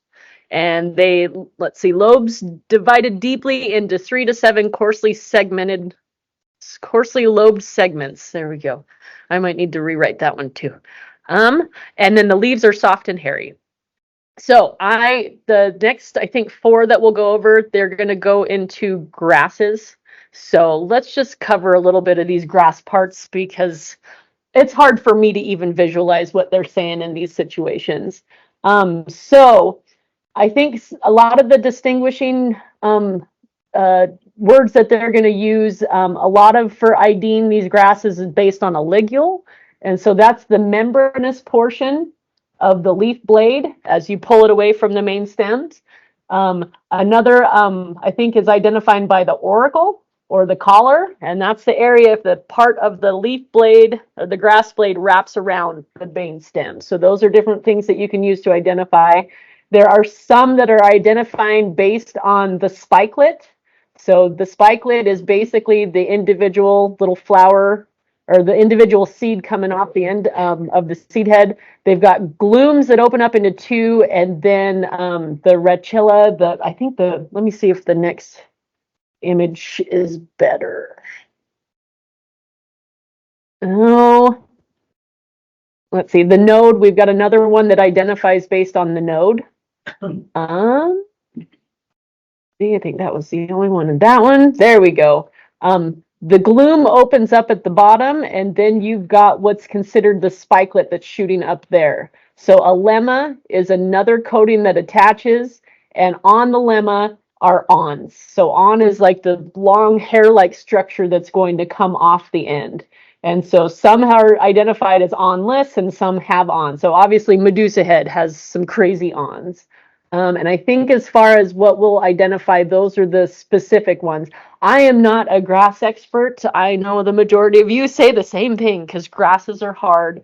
In the future, I'm going to try to find more identification resources based on before they go to seed. Because a lot of times if you're inspecting, it's probably going to be before you even get to that point. So then it's like, can we even, if you don't feel like it's going to get to the boot stage, is that what they call it? Then you're good. But if you don't know what the grass is, yeah, grasses are hard. So Caucasian blue stem, it doesn't look like we have it yet. So this one was introduced as forage for its ability to grow in poor soils. It has fast growth, high productivity, and leads to dense monotypic stands. It grows along roadsides, rangelands, fields, and other disturbance sites. Both dry and moist soils it can do well in. It's native to Asia and Africa, spreads by root and seed, and it's poor forage and outcompetes better forage. And actually, if you see the inflorescence there on top, there's 2 other grass species that are on this list that kind of have this same style. So it's one that I would start maybe looking for and giving it a closer look. It's a perennial and it's a clump forming grass. It's blue-gray in color. The flowering stems are up to 3 feet tall. The leaf blades are 12 inches long and 1/4 of an inch wide. The leaf nodes are purple tinged, smooth with short hair. So that, I think right there is probably a good distinguisher. So as you're investigating the nodes, look for the hairy portions. The leaves have a strong turpentine odor when crushed. They have lanceolate to oblong shaped fruits that are somewhat flat, and they spread through rhizomes. Quack grass. We all have quack grass, right? Okay, it rapidly invades perennial grasses. I don't know if I'd have grasses at my house if we didn't have rapidly invaded. Outcompetes native vegetation found on ag lands, roadsides, pastures, and disturbed areas, likely introduced through contaminated seed and forage, and it is a soil stabilizer, so there's probably situations where people like it. Found between elevations of 4,000 and 9,000 feet, which I don't know if is that true? What are we at here? Oh, we are that high. Okay. So, and on irrigated land where precipitation ranges from 10 to 23 inches per year. It reproduces aggressively through rhizomes and seeds. The rhizomes can reach as far as 2 feet from the main shoot and go as deep as 8 inches into the soil. It flowers from June to August. And then they've got white erect stems that are 1 to 3 feet tall. And spikelets and lemmas are unawned or have short awns. So these are showing shorter awns coming off those lemmas. Wild oats, this was the one from the example in the slides. So wild oats can invade and lower the quality of field crops, especially wheat and oats. It competes with crops and native plants for resources. It dries out the soil. It creates favorable conditions for disease, pests, and fire. So it's erect, tufted, or ascending annual grass. So I learned yesterday, if they call it tufted, I thought that was the inflorescence was fluffy, because that just sounds right to me. Tufted means it's a bunch grass. So I'm just like, why don't they just say bunch grass? So it's a bunch grass. It's annual, and it gets 1 to 5 feet tall. The leaf blades are flat, 4 to 8 inches long, and a 1/2 inch wide with counterclockwise twists when the leaf blades mature. And I don't know if that's a common thing with grass to have that twist. So if you do see, a mature plant and the leaves are doing something crazy, take a closer look. The ligule is irregularly toothed, so that's when you pull the grass blade out and that little membranous stuff, it's got some teeth on there. Oh, there's a picture right there. The inflorescence is loose. It's got an open panicle and 2 to 3 flowered stalk spikelets. And the open panicle is just how the seed head opens up like that. The seeds are viable for 3 to 8 years. Wild proso millet. This one looks familiar to me, but I don't know if there's a like species around or if it is the wild proso. Okay, this one is commonly found in crops and along field edges and roadsides. It grows well in rich irrigated soil, but grows in a wide range of soil types. It's a strong competitor in row crops, and it's particularly a problem in corn, soybeans, and dry edible beans. Thought to have escaped from domesticated varieties. So is millet something people grow? I feel like I've heard millet. What would it be used in? Oh, okay. There we go. It's probably growing in my wildflower mix. Right next to the quack. Yeah. How funny. Seedling leaf blades are densely hairy, as are the leaf sheaths. The large, shiny, dark brown and black seed coat often persists in the root system. So again, the next time you want to dig out some grass roots and investigate, this one might have the seed still attached. The plants mature 2 to 6 feet tall. Leaf blades are a 1/2 inch to 1/4 inch or 3/4 of an inch wide. The inflorescence is a spreading panicle, 6 to 12 inches wide and not fully extending from the sheath. And that's kind of, you can almost identify from the previous picture. This one, it's like still cupped within, and it's just like a little explosion out. So I know for me, that's how I'm going to find it and identify it. Oh, I put that picture in there. Short fibrous root system, and it differs from domestic millet by having a darker brown black seed. So yellow-blue stem, which looks like we don't have in Idaho yet. It's highly aggressive. Oh, and look at that seed head there, or that inflorescence looks like that Caucasian blue stem. Highly aggressive and adaptable grass species, especially in disturbed areas. Their drought-resistant plant outperforms many native grasses under drought conditions. It prefers calcareous or calcium, high pH soils that will survive in any well-drained soil.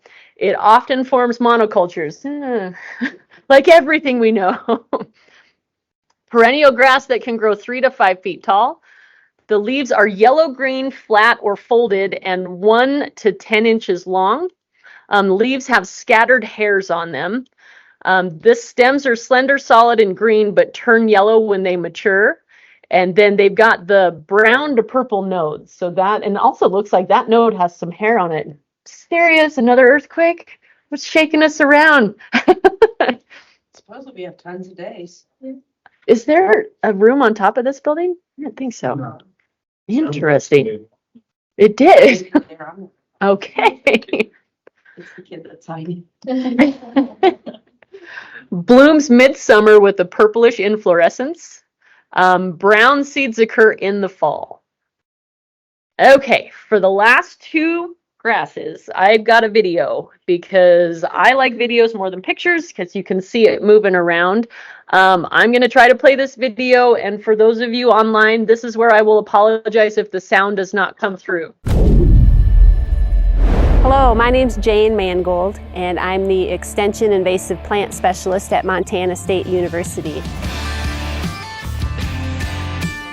There are 4 non-native annual grasses that are invading Montana, particularly in Montana range and pasture lands. These annual grasses are winter annuals, which means they emerge in the fall as seedlings. They overwinter as seedlings, and then they complete their life cycle the following summer. Ventonata, also called wiregrass, is a more recent invader in Montana compared to cheatgrass and Japanese brome. It typically matures by late July, early August, and when it matures, the seed head opens up, giving it a very open and airy appearance. When you see Ventonata on the landscape, it almost looks like a yellowish-brown fog or mist. The little stems that hold the seeds onto the main stem of the grass come off that grass at almost a 90-degree angle, which helps to account for that open, airy appearance. And the grass itself is very fine and wiry. Ventonata has 2 types of awns. The awns on the bottom seeds are fairly straight, but the awns on the upper seeds bend. Both awns range in length from 1/4 to 1/2 inch. The last feature I'd like to point out about Ventonata is the ligule. So the ligule is a membrane-like appendage that shows up where the blade of the grass is attached to the stem of the grass. If you pull the blade away from the main stem, you'll see this little membrane sticking up, and that membrane is kind of torn and tattered at the tip, and that's quite diagnostic for Ventonata. The final grass we're going to cover is Medusa head. Medusa head is the least common of the invasive annual grasses in Montana. The most distinguishing feature on Medusa head is its awns. It has very long awns. Those awns can be 1 to 4 inches in length. And earlier in the summer, when the plant is still green, the awns are straight. But as Medusa head matures, the awns twist and turn, and it gives the plant a rather wild and unruly appearance. In addition to long awns, Medusa head also has long glooms. So the glooms are 2 scale-like appendages on the seed head that hold the seed in place. And on Medusa head, the glooms can be up to 1 inch long. So even after the seeds fall off the plant, the glooms remain, and the plant keeps that rather wild and unruly appearance. Another feature of Medusa head is that it develops a fairly thick litter layer. After the plants die and the stems are laying on the surface of the soil, you will see a rather thick litter layer. So that litter layer remains into the fall, even after the seeds have fallen off. And that litter layer will even remain from year to year. So you will notice that if you come across a patch of Medusa head.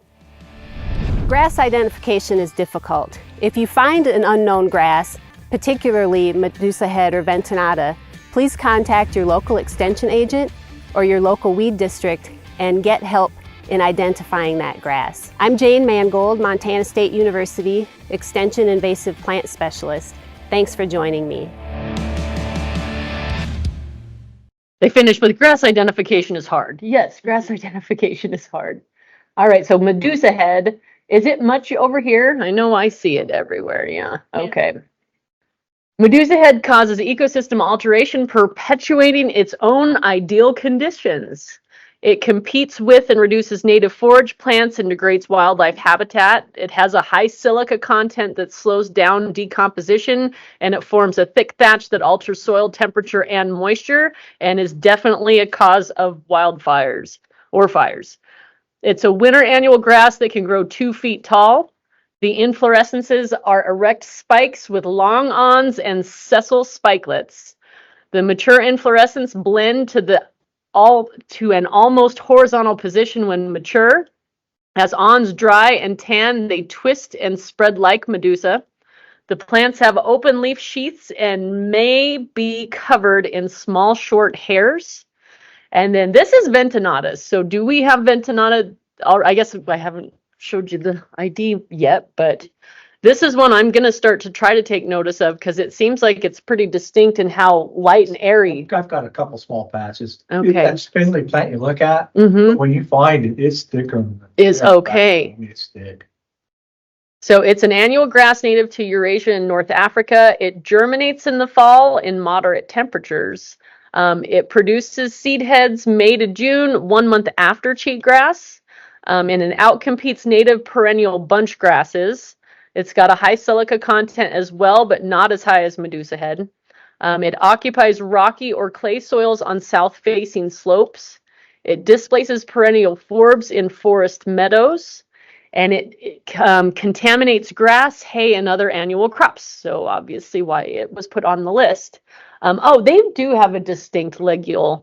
It grows it grows 1/2 to 2.5 feet tall. Narrow leaves are only 1 to 2 millimeters wide. I had to keep 1 millimeter in because I could not put that into a decimal for inches.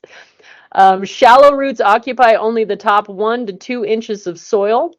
The ligules are membranous and 1 to 4 millimeters long. That is a pretty good indicator there when you pull it away from the stalk. Spikelets resemble small wild oats, 3 florets with at least 1 floret having a twisted awn attached halfway up the lemma. And that video showed that pretty clearly. Seeds disperse by falling to the ground after maturity. They germinate in the fall shortly after downy brome and with seed longevity of less than 2 years. Okay, we are finished with the Nasma plants, but I do want to put this one up there because I imagine it's been discussed a lot. So Palmer amaranth, again, not on any of the lists. This one is a prolific seed producer ranging from 100,000 to 500 seeds per plant. The small seeds thrive in untilled soil, easily transported through grain, seed, feed, or equipment. It competes aggressively with crops growing 2 to 3 inches per day under ideal conditions. And I think the picture they showed us with U of I, it was towering above a cornfield, like a fully grown cornfield, so a mature cornfield. Many populations of this weed exhibit resistance to multiple herbicide mode of actions, and I think it was indicated that there might be 7 different formulations, 7 to 9, that this guy's already resistant to here in Idaho. It's glyphosate resistant. And I know the populations they're talking about mostly are happening in Owyhee County, like Bruno, Marsing, and it almost sounded like all these different areas and then in Canyon that are along the Snake River. So it's a summer annual, 6 to 8 feet tall. The petiole is longer than the leaf, so that's an easy identifier, petiole attachment. The leaves are alternate, ovate, diamond shaped, and some leaves have a white chevron shaped watermark. The flowers are inconspicuous, clustered tightly in linear terminal spikes, and are 18 inches long, and the seeds are shiny dark reddish brown. And I think, well, from what I've been told with the seeds, that's like one of the biggest things about why some people want it listed, some people don't want it listed. What do you guys want? I'm curious. Like I know it's having discussions. I'm not sure if this is one of those. Is not realistic. Okay, which I get it. Majority of the. Gotcha. Because yeah, it's a tough one because what can we do if it's already resistant to the common treatment methods that would be used? Like I understand that, and it did kind of make it sound like in this description that cultivation is what you can use to treat it. So should the landowner be cultivating their property? So anyway, so yeah, I know that this one is going to be talked about a lot. I actually told the University of Idaho extension agent, I'm like, yeah, no, I'll put it in the training because I think they're just wanting a lot of people to know about it because they are scared when they showed the presentation that had the potted plants and they're like throwing everything at this Palmer amaranth and it is doing fine. Like it is not responding to anything. It's summer annual. So Okay. probably gonna be up and it's gonna come out, you know, if you get it early in the spring, that'd be fine. It's gonna be opportunistic and come in after everything's growing, whether you can cultivate it out or not at that time without taking the plants. So you're gonna go to herbicides. I told you this. Mhm. All right, and I think with that, let me switch back over to the other and just make sure that we have gotten through our training material. And dun, dun, dun. Oh, I did. Yeah, I just added a couple of resources. If you guys are interested, has anybody ever found like a weed identification app that they've just absolutely loved? Oh, like on the phone? Yeah. I have a couple. Okay. I've told you them. I think so, and I actually probably showed them to you. you're the reason I put this other presentation together. So anyway, we do have I'm going to put these. I did put these on the website if you wanted to download digital copies of these plant guides. Weed awareness is always out there. USDA plants database, XID services, weed research information center. I'm zooming past these because I want to get to the apps. Picture this. This was one of the ones that I found that worked the best. Is this one of yours? No. Okay. So picture this. I showed it this picture and it found it instantly. Do you guys know what that one is? Jason knows. This one's parrot feather milfoil. So I took it out of the water, put it on the side of the road. That one picture, it like, bam, got it. And we were testing it out. George Hamilton put it on his phone and we were just taking pictures of pictures and bam, it got it every time. So what I do want to point out with a lot of these apps though, they will always try to get you to put in a login, put in your email, put in a credit card. You do not have to do it. If you put this app in, it'll download it. The first page, it will say, oh, welcome, let's do a 7-day free trial. But there's this magical little X up in the corner. So if you just go to that X and blank it out, you can use it. And I think you get maybe 5 of them a day, but in my opinion, it's worth it. So, and most of the apps are like that. So if you're afraid of having to sign up for something or pay for something, just know that with some of these, if you find that magic X when they're trying to get information from you, you do not have to pay. The other one that Plant In was okay. It wasn't as good, I feel, as the first one. Weed identification leaf snap. This was again okay. I think I had to take the picture a couple times or add more information for it to pull up the plant. Plant snap, I did not care for as much, and I think this is one of the more popular ones out there. But again, I was only testing it with a bad picture on a plant that I knew would probably be confusing. Speak by iNaturalist. This one I had an issue trying to get to work if I didn't have cell service. I guess probably all of them have a cell service issue. Plant ID, this one showed up on my phone and I don't know where it came from, but it actually worked okay too. So what I plan to do is a lot of these I might just put the slides up that if you want to go back to reference to see if there's an app you want to try. This Flora ID, this one is $40. I think this is what XID became. So if you got the XID program or you put it on your computer, I think that somebody else has helped develop this. I haven't purchased it yet to try, but I think that that's where it went to. And with that, questions, confusing scenarios, fun stories. I think we did that as we went. So the final thing everyone needs to do is just sign your inspection agreement. And this will be good for the year. You'll be Idaho certified and NASMA certified. Unless this is your first year, your NASMA certification will come after your $40 fee is paid.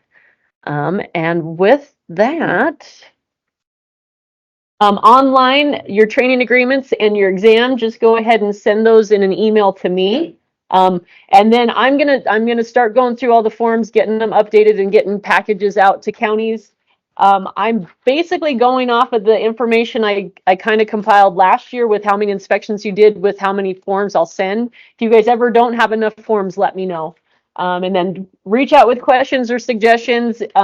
Please critique the website. Please critique any of the outreach because it doesn't work if it's not working for you, and we'll change it to however you want it to be. And awesome. If I can get away from invasive species stuff, I'm going to maybe try to come and tag along with some of you this year so I can see what you're having to deal with. But all right, everyone, you're free. Yep. Thank you guys. And thank you online. Let me get you guys up. So stop sharing there. So awesome. Steve, Kathy, Ryan, and Todd, do you guys have any questions for us? I have a quick question. Okay, what you got? Okay, so for the monthly report template, is it the same document you use for your final report? It is. I'm just going to say ignore the tabs along the bottom that are the months. I don't care. Just put all your inspections on one sheet. So I'll remake that and send it out again in a mass email once all the trainings are done. But yeah, it'll be the same exact fields to fill out. So if you've already got it going, then you're good. All right, thank you. Well, with that, if there isn't any more questions, we're going to end the meeting. And thank you all for joining virtually. I hope it was thrilling.